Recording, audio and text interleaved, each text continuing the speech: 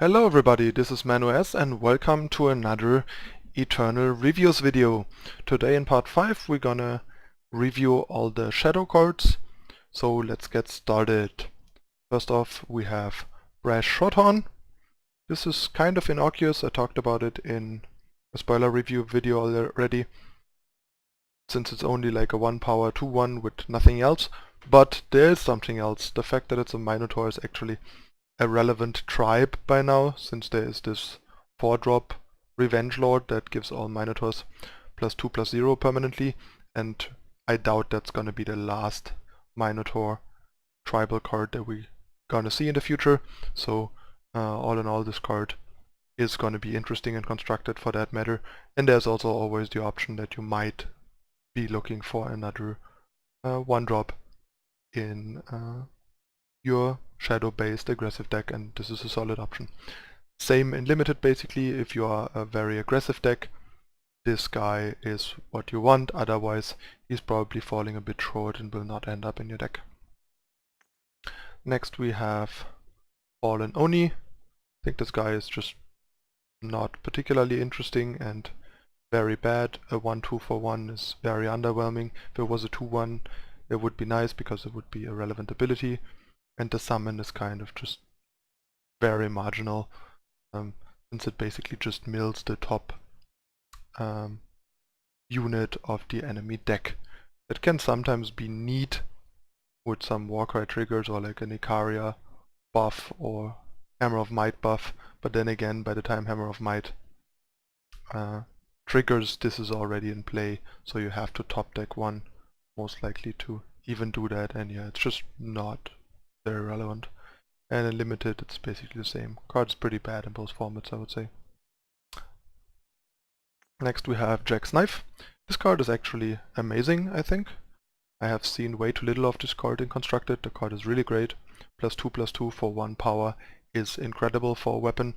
The fact that it deals 2 damage to you is about as irrelevant as on Knife Jack, simply because if you're playing this card, you're in the business of aggression, of beating down, and then 2 damage to you is a small price to pay for that good of a stat to cost ratio. And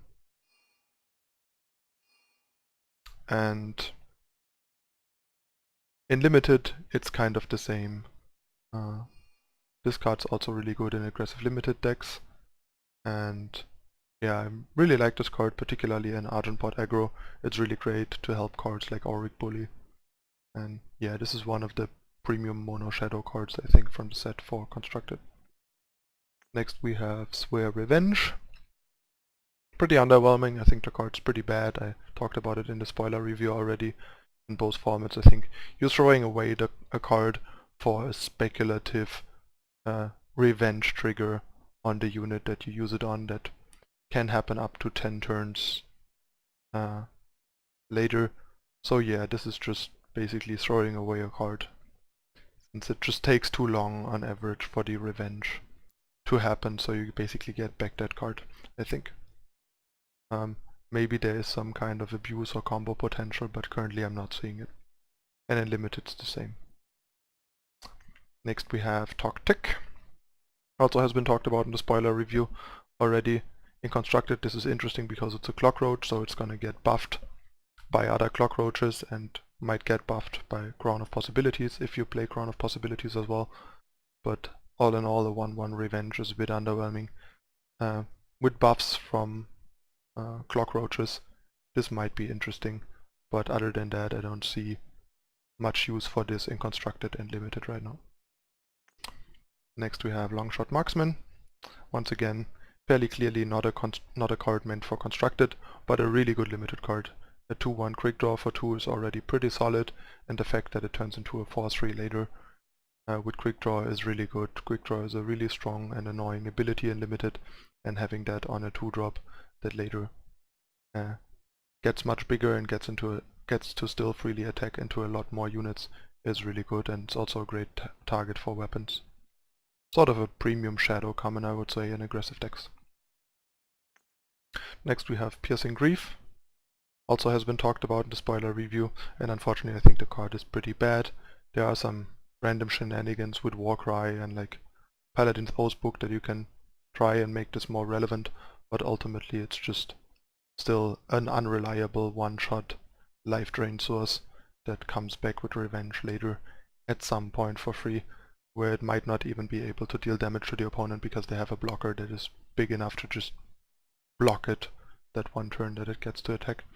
So yeah, not impressed by this card in either format, and in Draft I think it's even worse than in Constructed, where you can build more dedicated and try to abuse this more. And I think there's just no good enough way of abusing this really. Next we have Scare. Also very unplayable in Limited, in Constructed, but I also think the card is probably a bad filler in Limited as well. Swapping the stats on a unit is just so situational to even be worth a card that I would not like to have this in my Limited deck. Cannot recommend to play this unless you absolutely need a 45th card, and even then it's pretty bad. Next we have Threaten. Probably not really a Constructed level card. A non-health buffing, clunky 2-cost trick is just not what you want to be doing in Constructed usually. Sure, this has some nice synergies with Quick Draw because it's +2 permanently and stuff, but all in all I don't think this is good enough. But in Limited this looks pretty solid. Like 2 power tricks are totally fine in Limited, and like I said, on evasion units or units with more health than attack or Quick Draw units, giving them a permanent stat boost while also potentially blowing the opponent out in combat is really sweet, so I would assume this is like a solid Limited card. Next we have Amethyst Ring. This ring I think is particularly bad because it doesn't generate any major advantage or board presence. You basically pay 6 for your first 1 damage drain, and then you keep paying 3 for a single damage drain. That's just so incredibly slow. Stuff like this you can usually only afford in the super late game when you have tons of spare power and yeah, don't know what to do with your power basically, because this is usually the last thing you want to do with your power.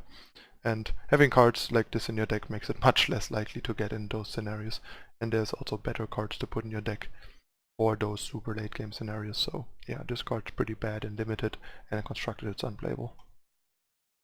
Next we have Cable Slasher, another priorly discussed spoiler. The fact that this gains plus X plus 0 equal to the amount of health you gain every time you gain health makes it pretty decent. The problem is the health of this unit stays 3, so it still trades with most things and dies to most things, including almost all relic weapons and torch. But it is at least sort of an interesting card because growing so drastically attack-wise with Life Force is definitely pretty solid for a 3-drop, so this is basically an X3 3-drop, so for a 3-drop this is pretty decent. The problem is probably that there's just too much competition in Constructed in that 3-drop slot for this to make it usually, but it is close to or at Constructed power level potentially. And yeah, in Limited I think this is a very solid 3-drop if you have a bunch of health gain in your deck. Next we have Cat Burglar. An interesting sideboard card for Constructed, I would say. I think it's not main deckable. The card is just too slow and too sort of like low impact. The deadly helps for sure, but it is very fragile at 2 health. Would be much more appealing as like a 1-3 for example than a 2-2. And there's just not enough relics to reliably get value out of it. But yeah, it looks like an interesting sideboard card potentially. And in Limited it might also be fine because there's a few more random relics to hit, plus a 2-2 deadly for 3 is already a pretty solid deal in Limited. So I wouldn't mind using this at least as a filler in my Limited decks. Next we have Extract. A solid, flexible removal for Constructed. It's very tempo inefficient at killing what it does, but the fact that it also can go face to either kill a person or kill a relic weapon for example is a nice upside, so it's not gonna rot in your hand if your opponent doesn't have units. and the Scry 1, that you might get to put a bad card on top of your deck on the bottom, is also extra value, and the life gain means that Life Force gets triggered by this too, so this is kind of like a neat role player card for Constructed to not flood too much on dead removal cards in certain matchups and have some diversity and flexibility in your removal suit. And in Limited, this is a very solid to good removal, probably at least a good removal in Limited, just because of all the added benefits to it. It's a very nice Shadow Common. Next we have Lesrai Memory Keeper. I think this card's pretty bad in both formats. In Constructed it's unplayable, and in Limited it's a really bad filler, since 1 health is so fragile and so vulnerable to so many things, both in combat and otherwise. And like, yeah, the attack is also not that big that it's super impressive, so 3 power for 1 is just not a good Limited card. Next we have Means to an End. I also discussed this before, I think, in spoiler review. In Limited, this is, I think, probably unplayable. You would need a lot of recurable Life Force trigger sources for this to work, and hope that your opponent... at least it's fairly safe in Limited, because opponents rarely have main deck relic removal, so you will at least not get blown out before it blows up the opponent. In Constructed, this looks like an interesting build around. The problem is it is way too slow, it takes really long, and you need like chunk life gain to mill fast enough, and then there's always the risk where when you have milled your deck almost entirely, that your opponent just like Caleb's choices it or banishes it or whatever, and then you lose the game. So yeah, too risky, especially with more main deck playable relic removal, and also too slow, and it doesn't do anything by itself either.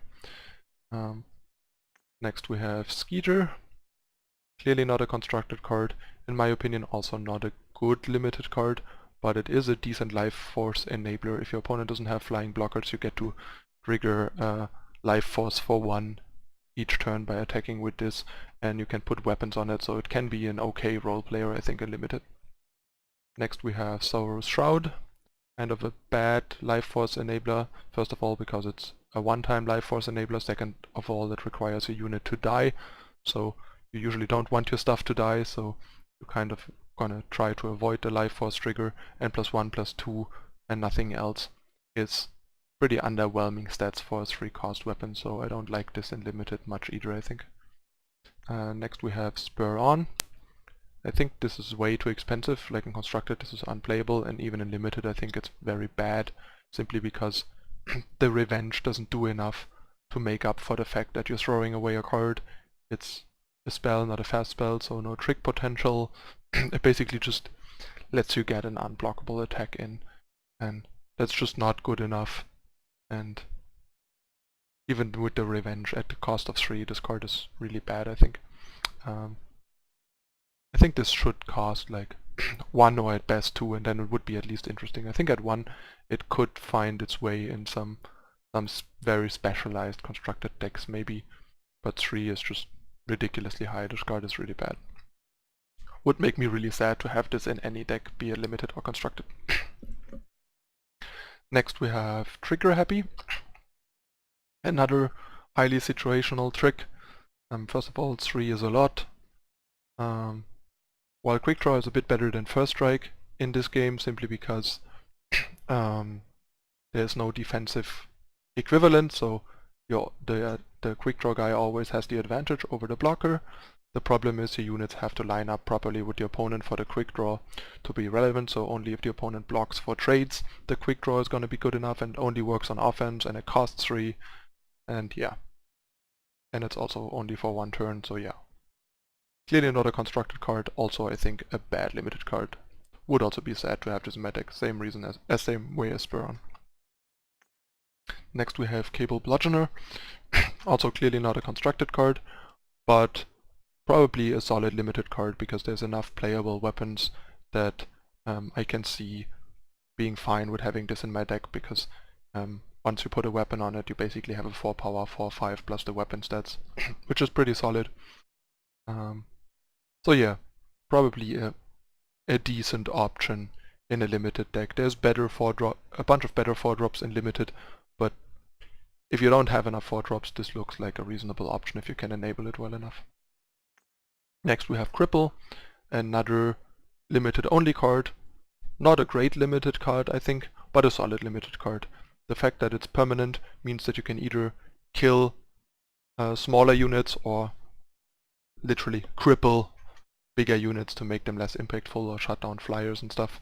So it has its uses, but it's really clunky. 4 cost sorcery speed removal that only kills small stuff with a minor upside is still pretty clunky, but if you're looking for answers to problematic units, this is a fine option to round out your limited deck. Then we have Hate Cleaver, I think another card that I discussed in the spoiler review already. Basically an interesting constructed card. The problem is the base stats are a little low, so you usually need to trigger it like twice for it to be a solid 2-for-1 weapon that gets to kill a meaningful unit and then sticks around, which is a bit tricky in the same turn you play it, especially on turn 4, but definitely an interesting card to toy around with. But my fear right now is, from what I've tried with it, is that it's probably just a bit too weak and a bit too slow and unreliable to be really good, which is sad because the design is kind of cool.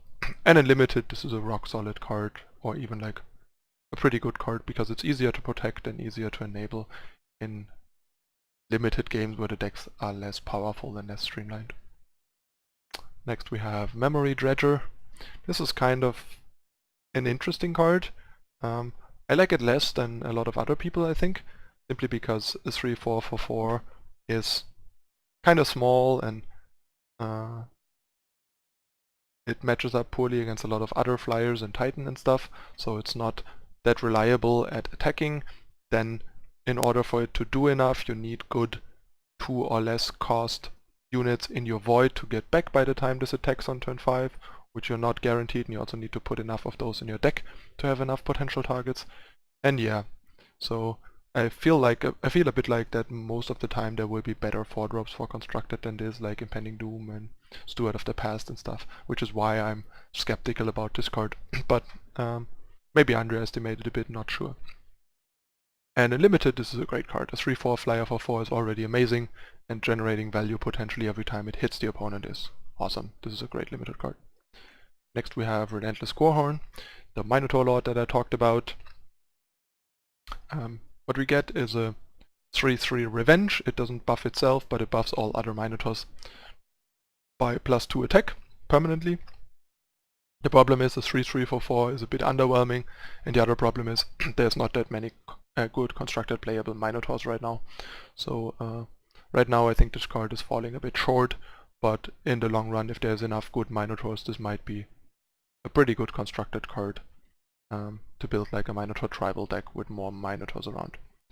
And in limited, well, if you have enough Minotaurs, this might be good, but yeah, a 4-power 3/3 Revenge that has a minor upside potentially is not that impressive, but it might be decent. Next we have Savage Stranger, one of the better new strangers, I think. In constructed, this is an interesting card for strangers. The problem is there are so many better 4-drop strangers that I have a hard time seeing this make the cut, especially because of how slow it generates value. But all in all, a 4-power 3/3 stranger that gives permanent stats to your other strangers is definitely pretty good, but this is a bit slow and the competition is hard for constructed.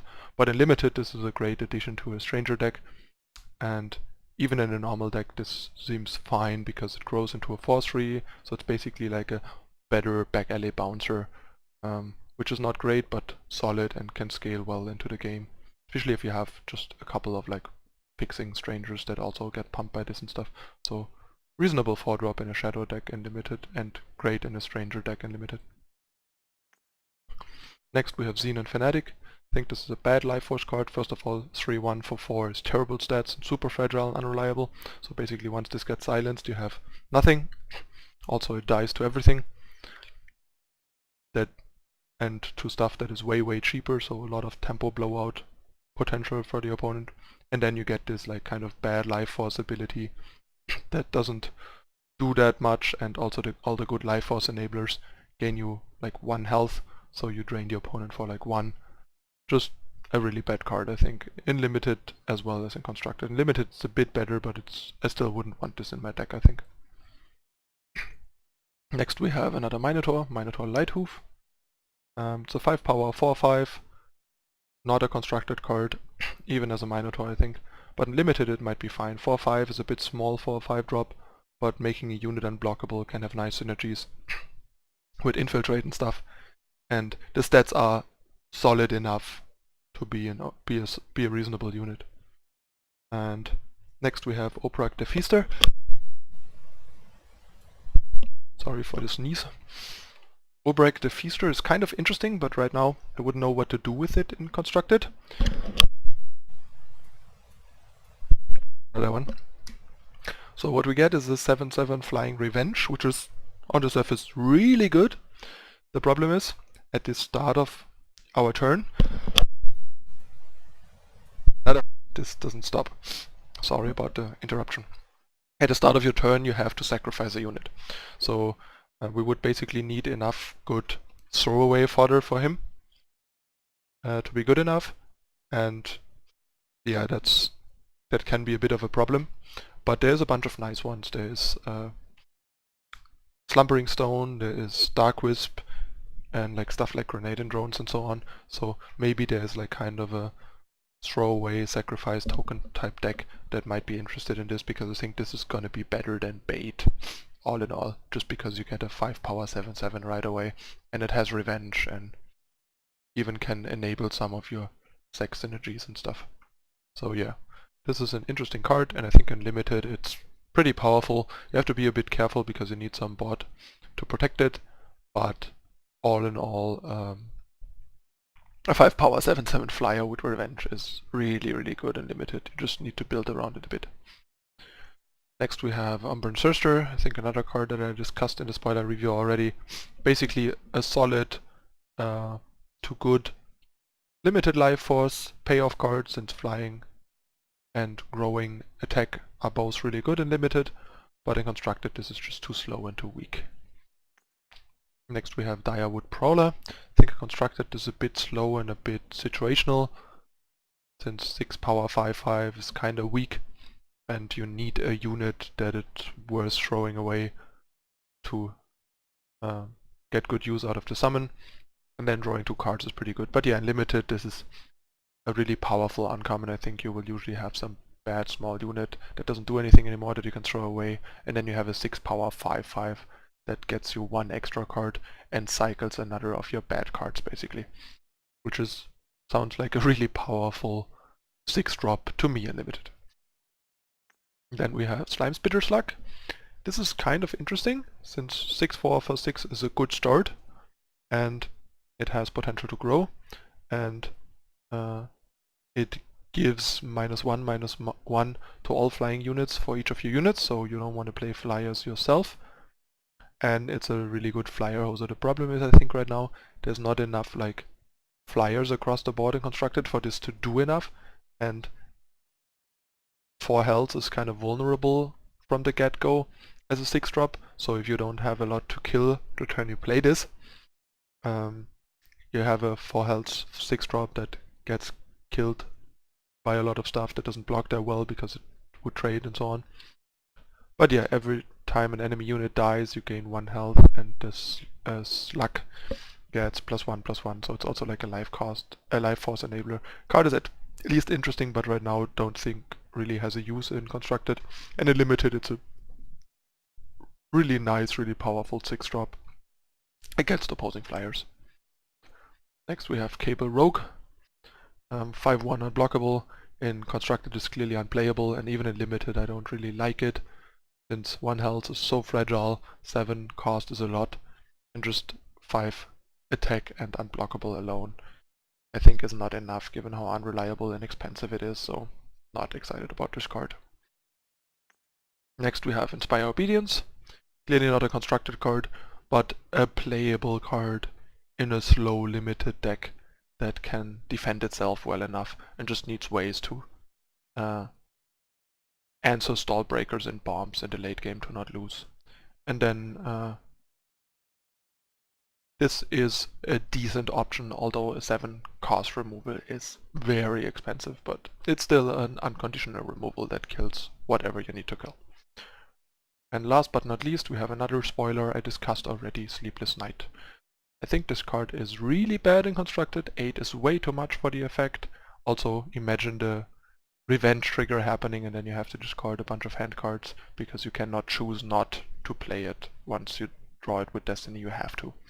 So I think the card's really bad and constructed. In limited it might be fine as like a late game recovery card, but still 8 is so much. Like Channel the Tempest is sometimes, or used to be sometimes, borderline slow and expensive in limited, and is a million times better than this, I think. So yeah, not impressed, but maybe in a slow deck this can be okay in limited as your curved hopper to like kind of try and run away with the game.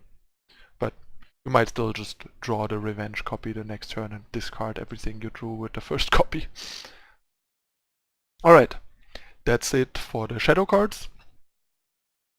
As usual, let me know in the comments what you think about the cards, if you disagree with some of my assessments and why, and also if you want to support my content and my channel, check out the donation link down in the description and my social media down there to follow me and not miss out on future content. And if you found this interesting, entertaining and or helpful, please consider to like and subscribe to the channel, and see you tomorrow with the next part for the first multicolor review of the set, so we get this set review done in the next couple of days. Thanks for watching. This is Manu S. I'm out. Bye.